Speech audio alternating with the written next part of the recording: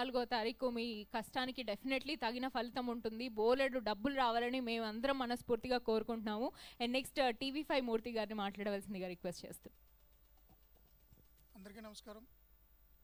నా సాటి జర్నలిస్టులు, తోటి సినీ రంగానికి సంబంధించిన అందరికీ. రఘు కుంచే నాకు చాలా ఆత్మీయులు. ఆయన కృష్ణానగర్లో పూరి జగన్నాథ్ గారు లాంటి మిత్రులతో స్నేహాలు, బండిలో పెట్రోల్ షేర్ చేసుకోవడం నుంచి ఈరోజు ఇంత పెద్ద సినిమా షేర్ చేసుకునే వరకు నిత్యం నాకు చెప్తూ ఉంటారు కబుర్లు కలిసినప్పుడల్లా.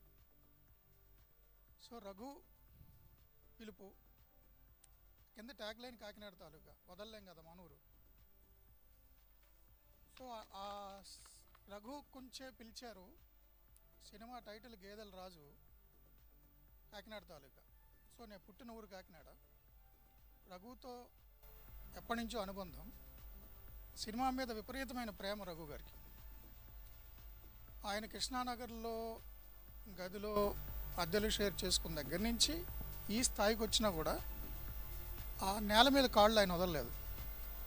దశకంఠుడిలాగా, అంటే రావణుడు అంటే విలన్ కాదు, ఆయనకి 10 తలలు. దర్శకత్వం, సంగీత దర్శకత్వం, పాటలు, యాక్టింగ్ అన్నీ ఆయన చేయింది లేదు. సో అద్భుతమైన ప్రయోగం చేస్తున్నారు. ట్రైలర్ చూసా, చాలా నచ్చింది. అండ్ డైరెక్టర్ చైతన్య చాలా గ్రేట్.